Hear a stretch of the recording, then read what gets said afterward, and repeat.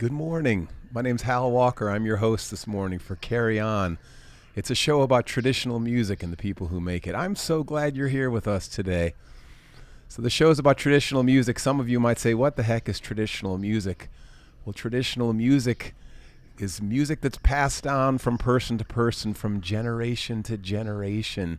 It's going on, it's been passed on for many, many, many centuries, and here we are in this day celebrating it on the show Carry On. It's music that reflects a culture. It's music that's born out of the people.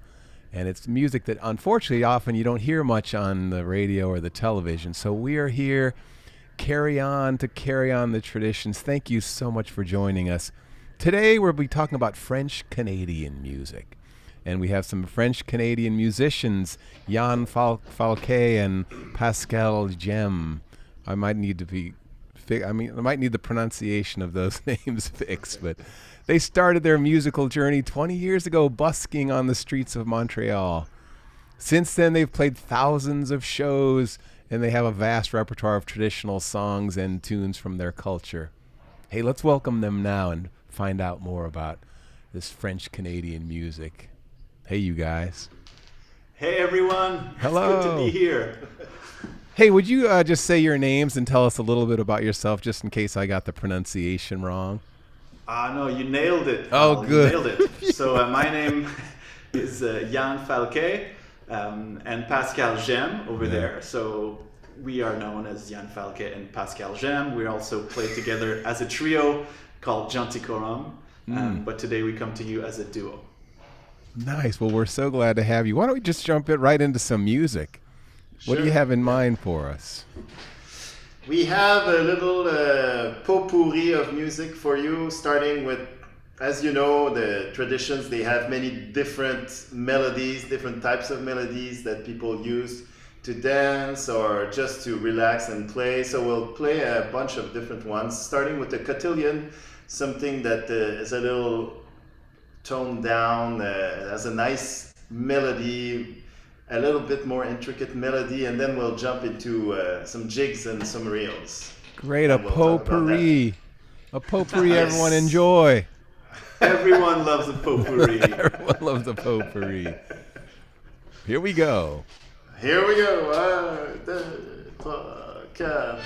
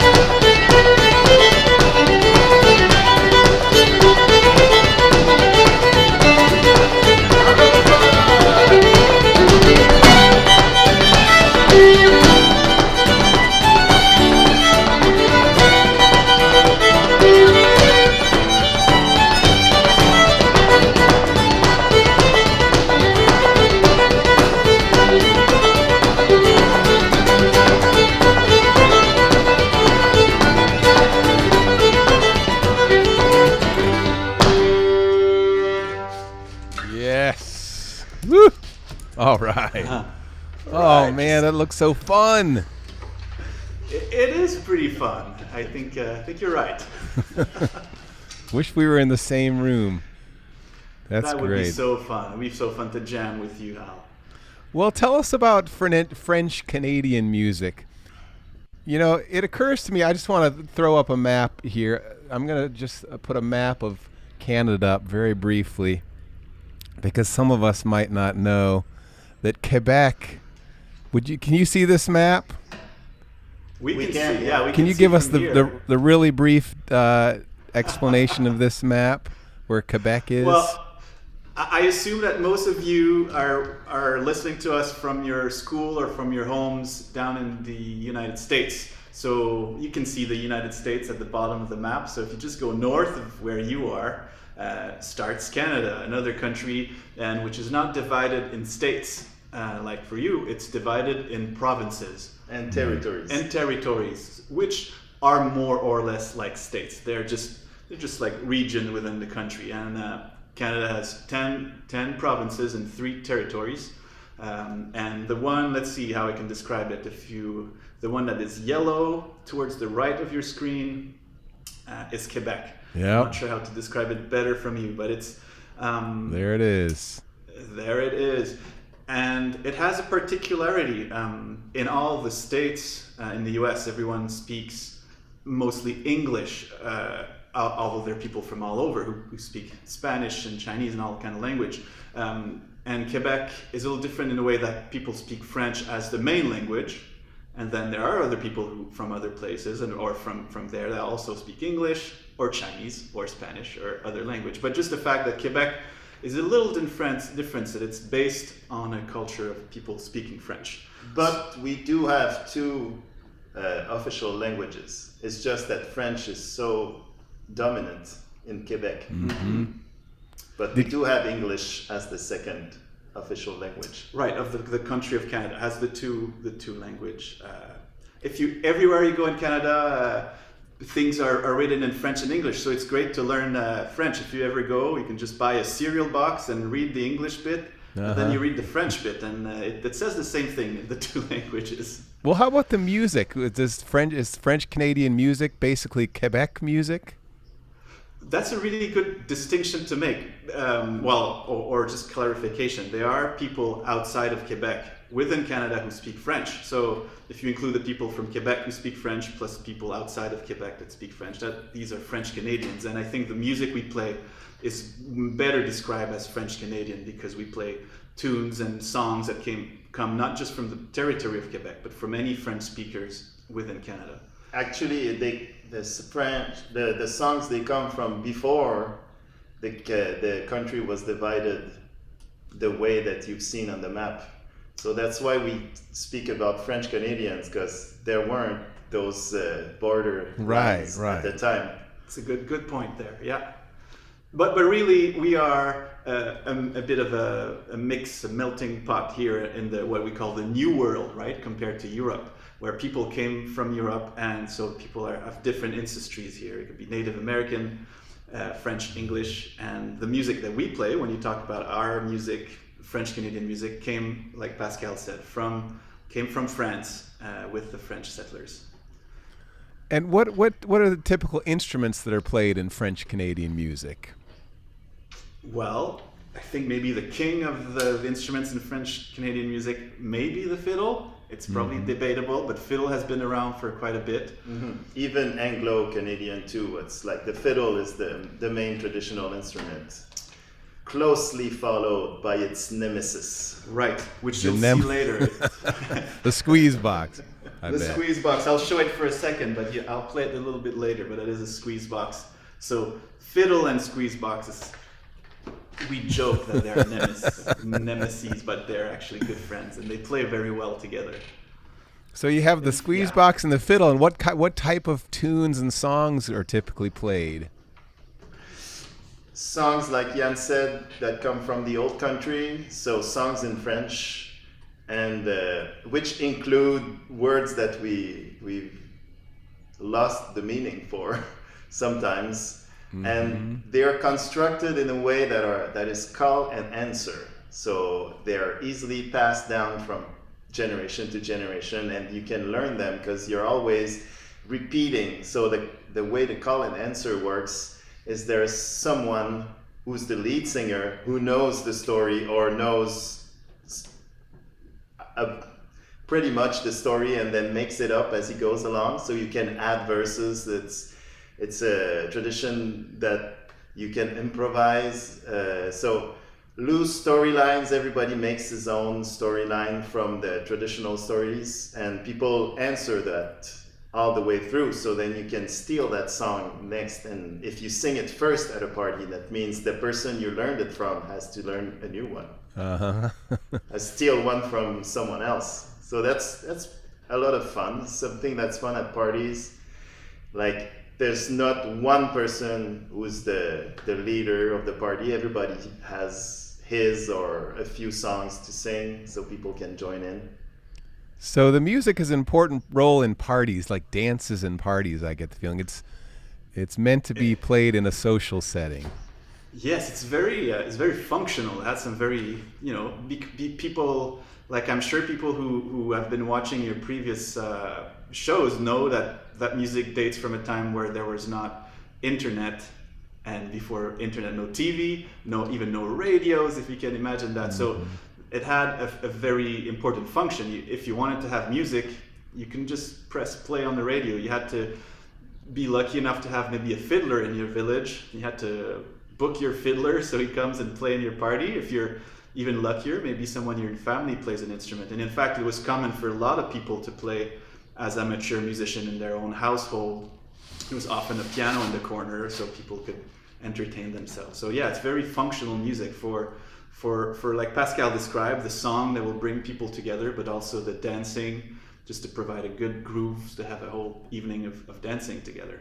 And if you don't have an instrument, you can always lilt the tunes. So there's a strong tradition of that too. So if you know a tune, people can dance to you. You just go.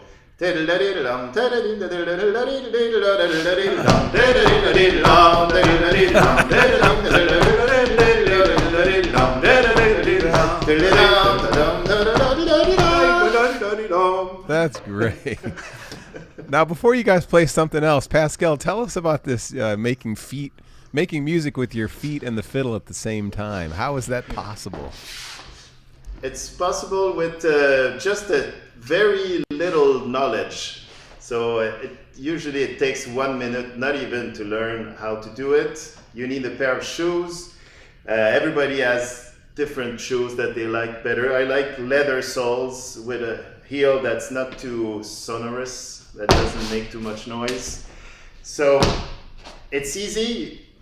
One foot does two sounds like this, and the other one fills in the gap. So 1, 2, 3, and that's your downbeat there. So we call that cigalo, cigalo, cigalo, or right, left. So if you speed that up, then you have a drummer and a fiddler, and you only have to pay one person.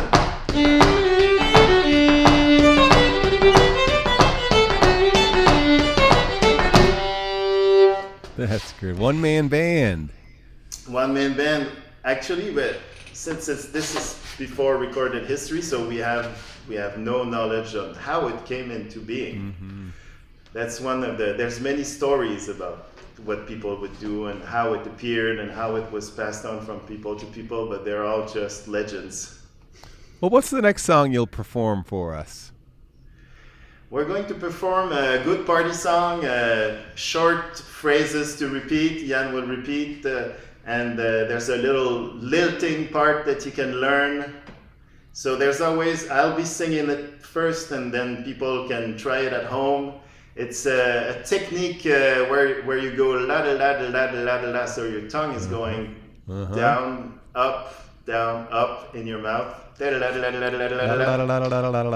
right. There you go. There you go. So that's the basic technique for that. And if you want to make it fancier, you can add some la-da-la-da, and people will add all kind of weird noise. Nice,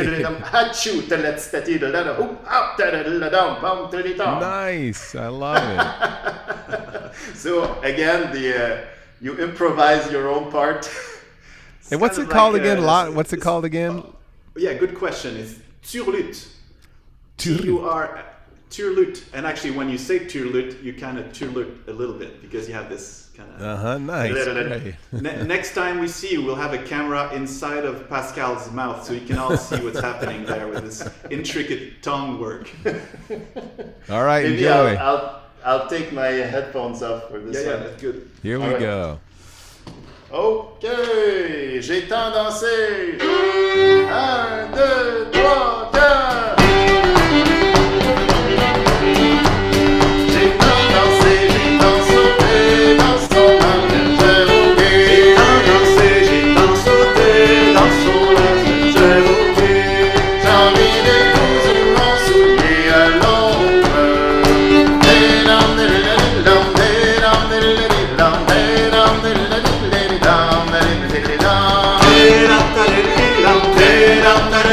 Dum,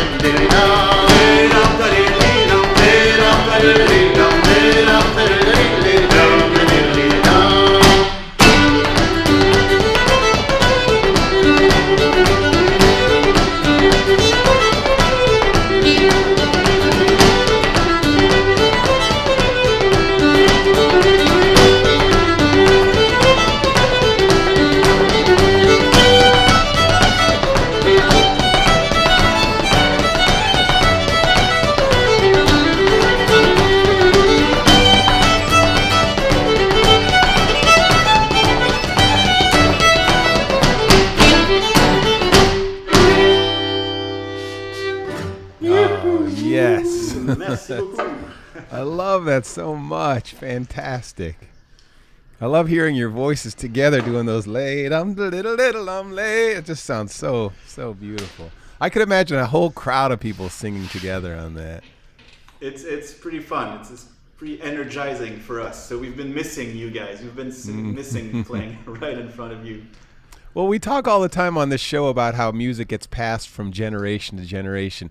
Is that how it happened for you guys, or what are your musical backgrounds? Did you learn this from people, or did you learn it from the radio or something? Personally, it's different for every people, but I learned it from my grandfather, who was a fiddler and a singer. So every party he would play, and my mom had 3 kids in 3 years, and I'm the oldest, so she would always send me to my godmother and godfather, and that was my grandfather on my mother's side, who was playing fiddle twice a day, practicing at lunch and in the evening, and the fiddle was always open in the living room. So as a young kid, I was pretty much drawn to that weird thing that made that wonderful sound. So I started asking for it when I was 4 years old, and eventually got a fiddle, and here I am today. Nice. How about you, Yann?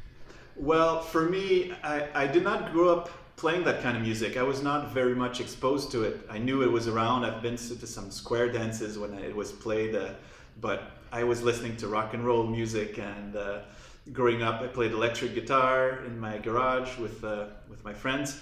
But in my early 20s, I just stumbled upon some people who were playing it together, just informally as a little jam session. I was really kind of hypnotized by the rhythm of it, by the guitar playing, which I thought was very interesting, the way people play guitar to accompany these fiddle tunes. So I just started to play in my early 20s and never looked back. It's been 20 years of playing that music for me now. So. And how long have you two been making music together? About that same length, because it was a period of our life we were just, I guess, end of college, and very excited about playing that music. For Pascal, it was something that he picked as a young kid, but it was kind of coming back to in his 20s, and I was also just discovering. So we're very eager to play as much as we could all the time. Nice. Well, we talked about busking before, how you grew up busking on the streets of Montreal. Would you tell our listeners what busking is all about? Busking is when it depends where you live, but if you live in a big city, it's likely that you've walked on a sidewalk and you've seen someone with a guitar playing on the side of the street, and that's what busking is. It means you stand up on the street, maybe you put your hat or your guitar case on the sidewalk, and you hope people will throw $1 or $2 maybe to pay for people do it to make a little money, to maybe buy a nice dinner that night. Or in our case, that was ice cream. Right, we love Montreal ice cream. Make a few dollars, then go buy some ice cream. That sounds great. Exactly. We need more buskers in the world. I want more buskers in my town. Buskers are great. Are there still buskers in Montreal in the summertime? I will have to see. I don't know, but I'm sure. I mean, music is stronger than anything, so people need to play and people need to hear it. So people make it happen. Spoonman is still there.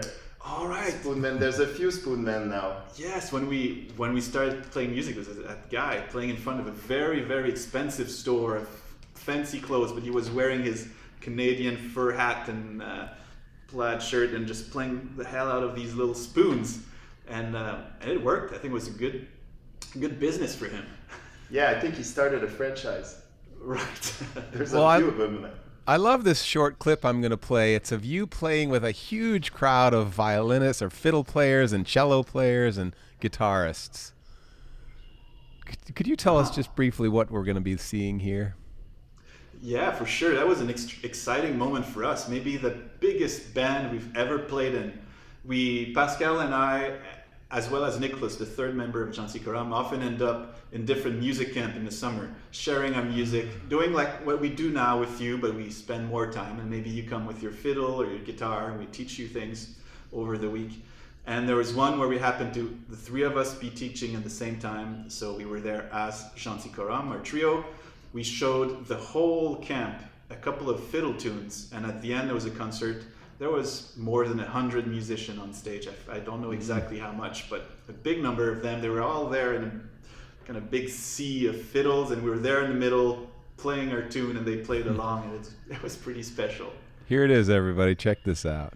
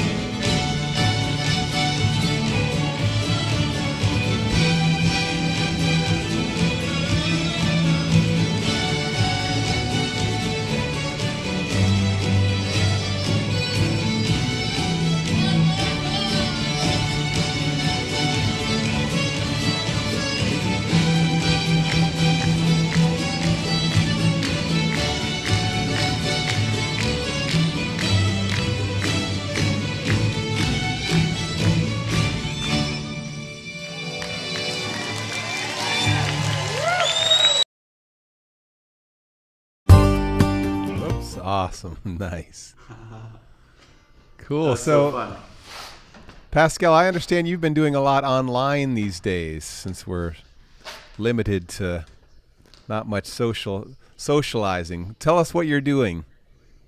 I've started on the Patreon webpage, so I've started that and sharing knowledge of traditional music again, just to because we were very lucky and people have given us a lot of tunes and songs and different melodies, just wanting to, so I want to share that. Oh, great. So on the Patreon page, people can go, and it's all free. It's in chronological order that I posted them. It's kind of a blog. And I've also started a YouTube channel where I teach full-length tunes, phrase by phrase. It's the way that we teach it by ear. So I play the tune a few times, and then I play each phrase a couple times so people can learn that phrase and then piece them all together so they can play, and I also give them tips on how to play it on the fiddle. So those two things are. What's your keeping me pretty YouTube channel? busy. It's Trad Quebec Studio. All right. Well, I'm going to go check that out right away and go. Trad Quebec Studio. Did I get it right there? Yeah, exactly. All right, Wow, cool. That's very efficient, very impressive there. Yeah. And Yann, you've been your trio has been Janticorum is having jam sessions on Facebook. How do jam sessions on Facebook work?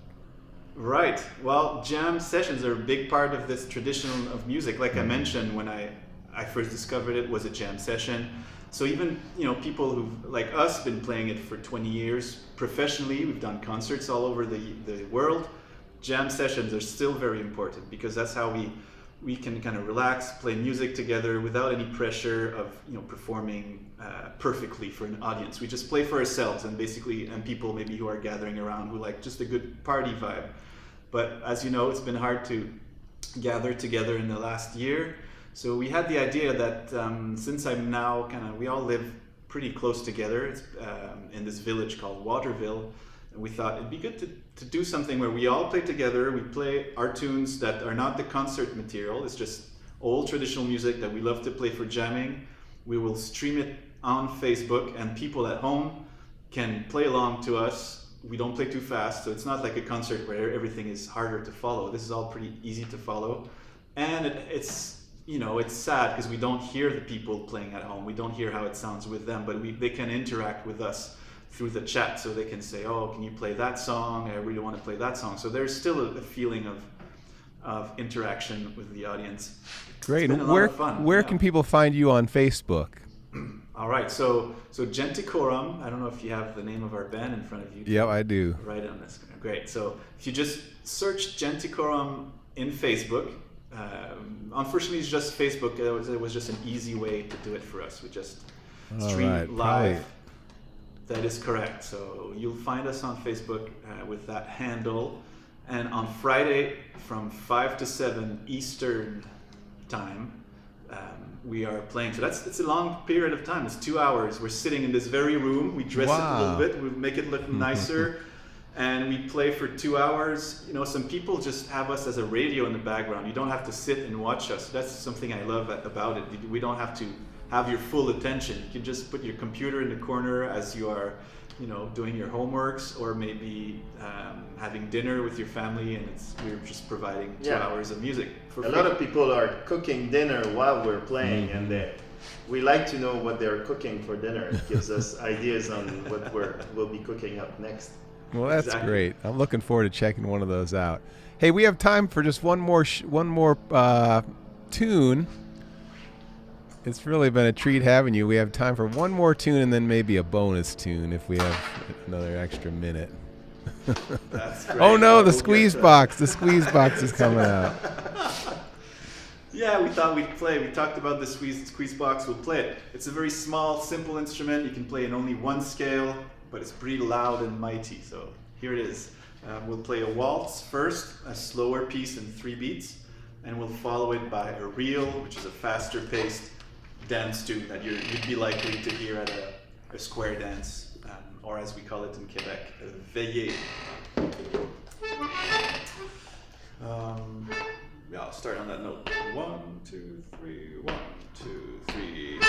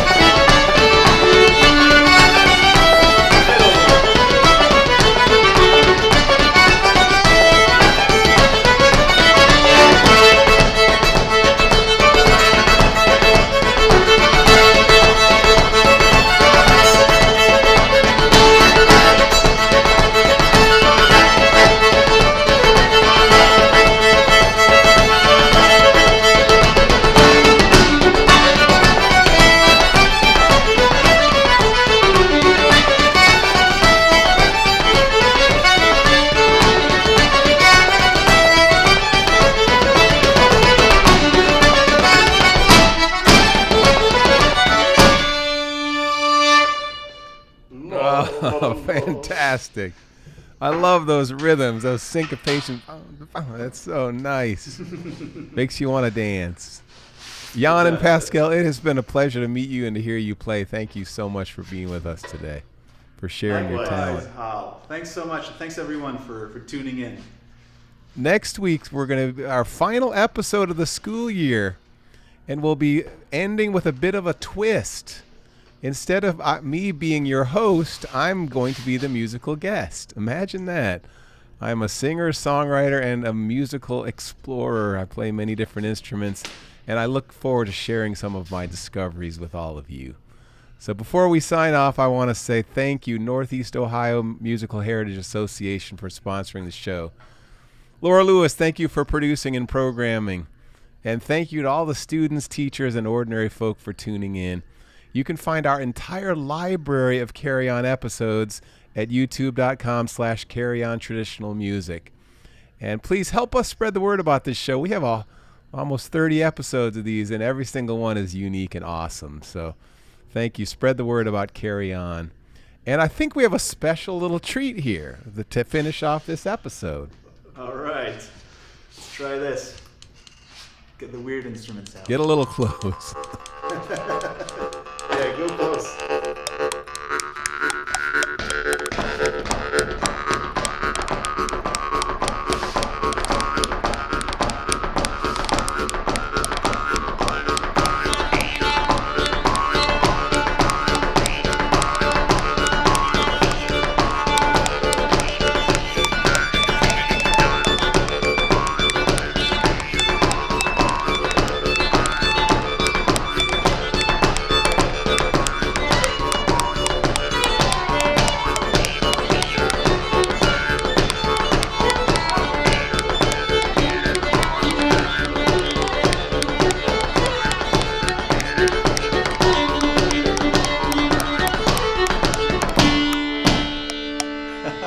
Yeah. Very nice. The clackamore, the jaw harp, or the gambard, and the violin. Thank you guys. Thank you everybody. Thank you for joining us. Stick around. You guys just stay on for a second. I'm gonna play our closing song and see you just bet to say goodbye. Thank you everybody. Have a great day. See you next Monday.